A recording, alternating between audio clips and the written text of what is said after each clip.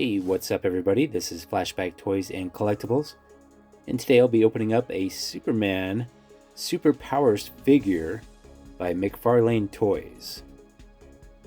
So this was made back in 2022. There's a look at the front of the packaging. Has a nice retro look to it. And here is the back. So there's a couple other figures available in this toy line, but Superman was the only thing I was interested in for the time being. Superman, the Man of Steel, sent to Earth from the dying planet of Krypton. Okay, let's get this opened up.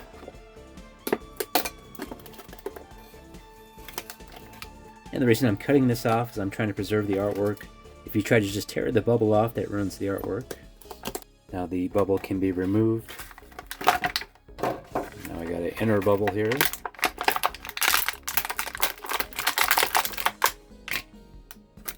Oh, it looks like the cape is tied down with a plastic tab here.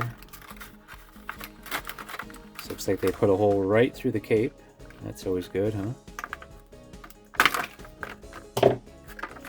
You'd think they would have picked a better way to secure this instead of making a hole right through the cape. Oh well. Okay, let's go ahead and put the cape on him here. So it should just snap right around his neck. So the cape goes on pretty easy, but it's a pretty stiff cape though. Whatever this material is, it's maybe a little bit too stiff. So let's take a closer look at this guy now. So we got the black hair with the nice Superman curl right there. His eyes are blue, no white in the eyes, just blue.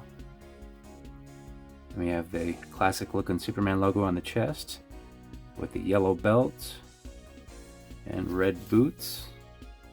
As far as the articulation, the head can pivot back and forth, the arms can move up and down, and the legs can move up and down, and then it can also bend at the knee, and that's a little bit stiff, but that's better than being too loose. Now let's see how well he stands. So he seems to stand with no issues. Now let's compare this guy to a 1980 Superman figure made by Kenner. So they're pretty close to the same size. This guy here is about 4 5/8, and this guy is about 4 3/4 of an inch tall. So real close to the same size, and the overall look is pretty much the same. This guy here has just blue dots for the eyes, just like him. We got the Superman logo on the chest. It looks like this logo is a little bit bigger, and the belt on this guy is a little bit skinnier. But other than that, they look very, very close. And this guy here does have an action feature, so if you press his legs together, that makes the arms move up and down. And with this guy, there's no feature like that. Let's flip these guys around. So as you can see here, the capes have some pretty big differences on the back side here.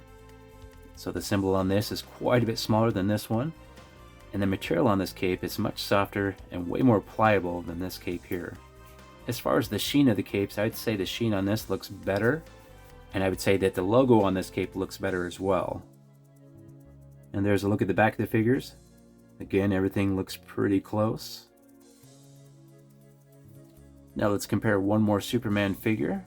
So this guy here was made back in 1989 by the Toy Biz Toy Company. And as you can see, all three of these guys look very, very close to each other. As far as the quality of this figure, it feels pretty tough. I mean, the joints are nice and stiff, nothing's too loose. The material it's made of seems pretty rigid. It doesn't feel cheap when you're holding it. And since there's really no removable parts besides the cape, I think this would be pretty safe for kids to play with. And as far as looks go, I think this figure looks great. Really, the only issue I have with this figure is that silly little hole in the back of the cape.